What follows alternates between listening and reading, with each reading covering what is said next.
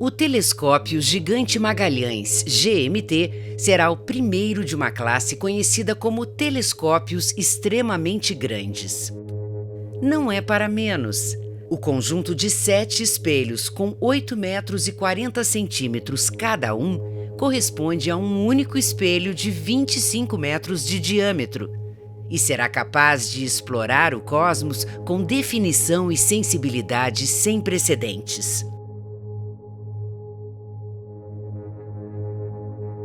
Com um poder coletor 100 vezes maior que o Hubble e com imagens 10 vezes mais nítidas do que as obtidas por esse satélite astronômico, o GMT vai mirar no espaço longínquo para explorar o passado do universo. Ele será tão potente que poderá chegar perto do Big Bang, quando as primeiras estrelas, galáxias e buracos negros estavam se formando.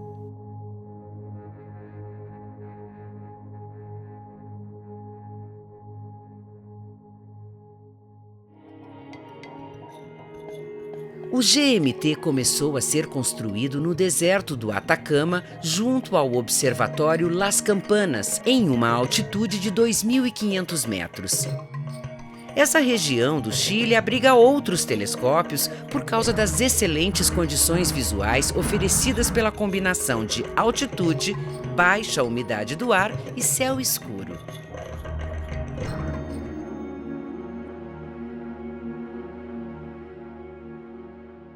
Construir um telescópio como o GMT é um empreendimento monumental. Com um custo estimado em US$ 1 bilhão, o projeto é composto por um consórcio internacional e envolve diversos países: Austrália, Coreia do Sul, Chile, Brasil e universidades dos Estados Unidos. O sócio brasileiro é a Fundação de Amparo à Pesquisa do Estado de São Paulo, a FAPESP. Com um investimento de US$ 40 milhões, o que equivale a 4% do investimento total do projeto, a FAPESP garantirá aos pesquisadores do Estado de São Paulo 4% do tempo de operação do GMT. Isso será muito importante para o desenvolvimento da pesquisa em astronomia no Brasil. O GMT tem uma série de ambições científicas que justificam o esforço e os investimentos para construí-lo. Queremos descobrir, por exemplo, planetas habitáveis e caracterizá-los da melhor forma possível, isto é, descobrir se eles têm água, se eles têm oxigênio em estado livre, que são elementos essenciais para que a vida possa se reproduzir. Queremos também descobrir o que aconteceu entre o Big Bang e o universo atual, como se formaram as primeiras estrelas, como se formaram as primeiras galáxias e os primeiros buracos negros, e como eles coevoluíram com as galáxias para esculpir o universo no qual nós vivemos atualmente. Mas o mais interessante, e a história da ciência está cheia de exemplos, é que sempre que um novo equipamento que sobrepuja as gerações anteriores entra em operação, o mais interessante são as descobertas das quais nós não suspeitamos. Por essas razões, a Fundação de Amparo à Pesquisa do Estado de São Paulo, a FAPESP, está fazendo um significativo investimento para esse equipamento que entrará em operação por volta de 2024 e, portanto, é um investimento altamente estratégico para a próxima geração de cientistas do Estado de São Paulo possa jogar no primeiro time da ciência mundial e avançar de forma significativa as fronteiras do conhecimento do universo.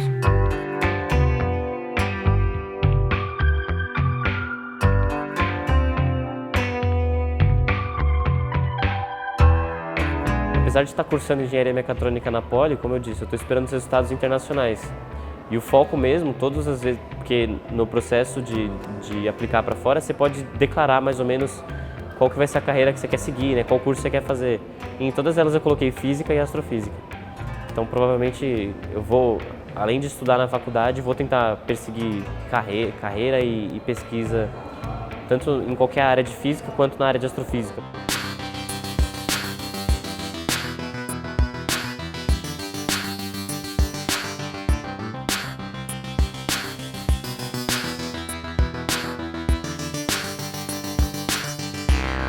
O conjunto de espelho segmentado está em fase de produção no Laboratório de Espelhos do Observatório Stewart, na Universidade do Arizona. Cada espelho pesa cerca de 17 toneladas e demanda 1 ano para a moldagem e resfriamento do vidro cerâmico. Mais 3 anos são necessários para a geração e o polimento da superfície.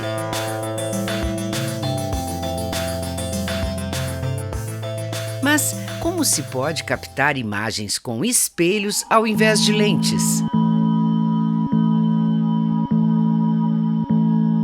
Vamos voltar ao tempo do Galileu e, em lugar de um astro, vamos pegar uma lâmpada que faz exatamente o mesmo papel. O Galileu usava lentes para projetar a luz dos astros e depois desenhá-las sobre um papel. Mas 70 anos depois, Newton mostrou que isso podia ser feito com espelhos. Mas como espelho? Se eu usar um espelho desses que a gente tem em casa, eu ilumino o anteparo, a parede, eu não produzo imagens. Mas esse é o espelho plano. O truque do Newton foi usar um espelho côncavo. Um espelho côncavo, ele produz imagens inclusive mais nítidas do que a lente e a um custo incrivelmente menor. Por isso que a partir do Newton os telescópios passaram a usar espelhos côncavos ao invés de lentes.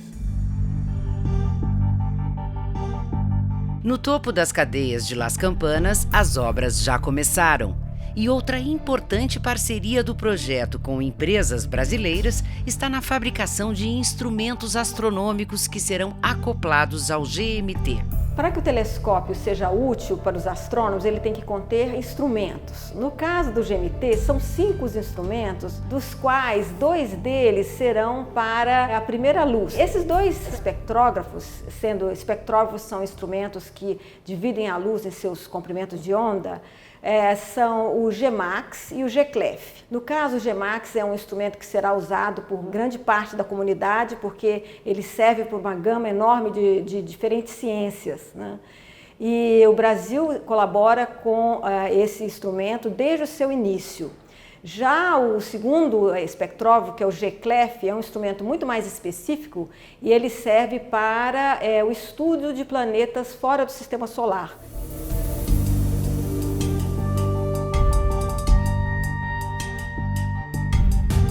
A cúpula rotativa de 60 metros que irá abrigar o GMT equivale a um prédio de 22 andares. Mas mesmo com esse tamanho e um peso de 4.000 toneladas de aço, a cúpula será capaz de girar tão suavemente como um CD. Tudo isso para se ajustar ao movimento do telescópio. Olhando o projeto do telescópio GMT, nós observamos que apenas a estrutura que suporta o telescópio representa cerca de 1.000 toneladas de aço. O invólucro que contém o telescópio, ele representa um prédio de 22 andares, também totalmente feito em estrutura de aço. E aqui eu estou falando apenas em aço, fora os outros materiais que vão conter e vão participar da construção desse telescópio gigante. Este é o papel do GMT-FAPESP, que é atrair a indústria paulista para as oportunidades que este projeto proporcionará para o estado de São Paulo.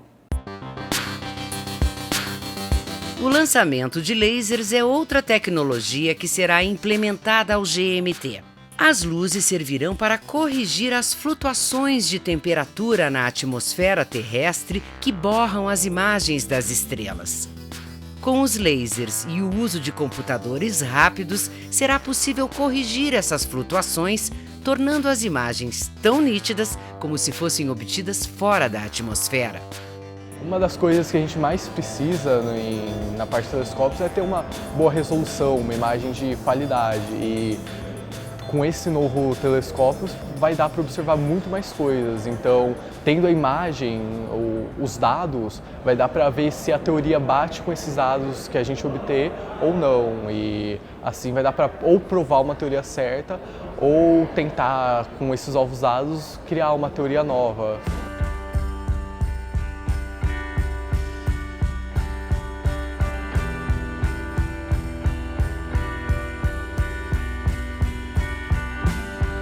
Na década de 2020, o GMT deverá operar em sua totalidade e responderá a muitas perguntas da vanguarda da astrofísica.